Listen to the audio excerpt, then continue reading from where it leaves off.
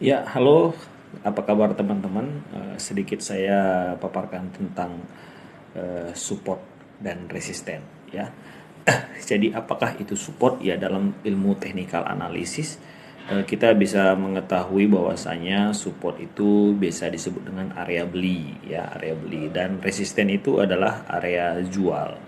Seperti itu dia. Jadi, maksudnya di sini adalah kalau kita ingin membeli suatu saham itu belilah di area support gitu dia, dan kalau kita ingin menjual saham itu belilah di dekat-dekat area resisten kalau menjual. Jadi misalnya kita masuk ke dalam konteks harga, ya, harganya itu misalnya supportnya di harga 200, resistennya di harga 220 seperti itu. Jadi kalau misalnya harga saham itu di dekat-dekat 200, misalnya di 206, 204, 202, kita sudah bisa cicil beli. Itu dia. Konsepnya adalah antri piramida. Ya, antri piramida. Lalu kalau misalnya nanti sahamnya naik, ya naik, ah, di area-area 218, 216, 220 kita bisa jual dengan konsep piramida terbalik. Nah, piramida terbalik seperti itu dia.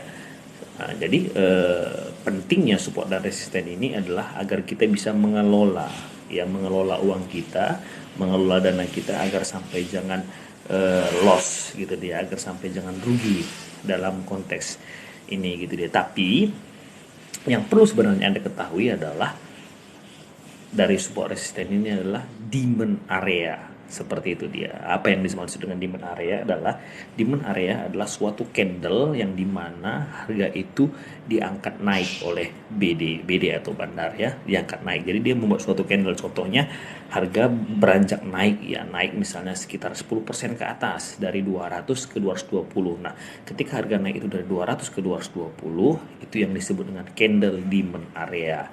Artinya adalah bandar sudah membuat suatu area cicil, bahwasanya dia akan menjaga agar harga jangan tembus di bawah 200. Kenapa seperti itu? Adalah karena dari 200 itulah titik tumpunya ketika dia mengangkat harga sampai ke 220. Jadi bisa dikatakan bahwasanya dari harga 200 itulah modal terbesarnya sehingga harga bisa naik ke 220. Maka bandar akan mencoba agar jangan harga itu tembus di bawah 200 seperti itu. Jadi biasanya ketika suatu saham sudah membuat demand area dari 200 misalnya ke 220, ya, saham itu akan mengalami koreksi seperti itu. Biasanya seperti itu. Jadi koreksinya itu biasanya turunnya 1%, 2%, 3% seperti itu. Nah, misalnya ini ya, misalnya seandainya saham itu turun ke 210 dari 200, maka tercipta lagi yang namanya adalah demand area konsolidasi. Apa itu demand area konsolidasi? Adalah area cicil yang sudah dibuat oleh bandar. Jadi ketika harga turun dari 200 ke 210, berarti demand area konsolidasinya adalah 210, 208, 206, 204, 202 dan 200. Artinya di sini adalah Anda sudah boleh masuk cicil, tapi dengan catatan adalah jika harga breakdown dari 200, maka Anda harus cut loss, harus keluar. Pahami makna kata breakdown. Breakdown tidak sama dengan cut loss. Seperti itu dia.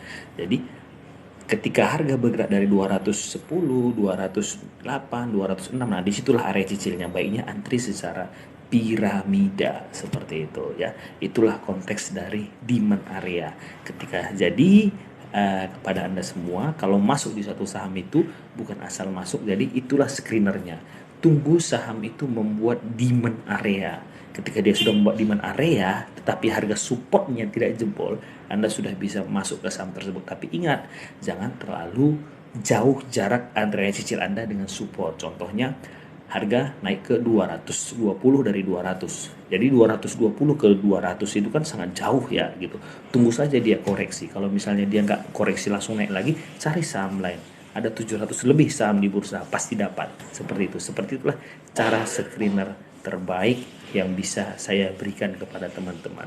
Semangat belajar, semangat berproses. Dan jangan lupa, Unfold Batch 4 akan hadir kembali yang akan mengajarkan Anda mandiri di bursa bersama Bikop Indonesia. 10 Februari 2023 kita mulai, ya. Oke, jangan lupa daftarkan diri Anda ke link Telegram ini, link Telegram ini ke nomor handphone, nomor handphone Telegram ini, silakan daftarkan diri Anda. Saya garansi Anda tidak akan kecewa dengan kelas Unfold Bikop Indonesia. Salam cuan.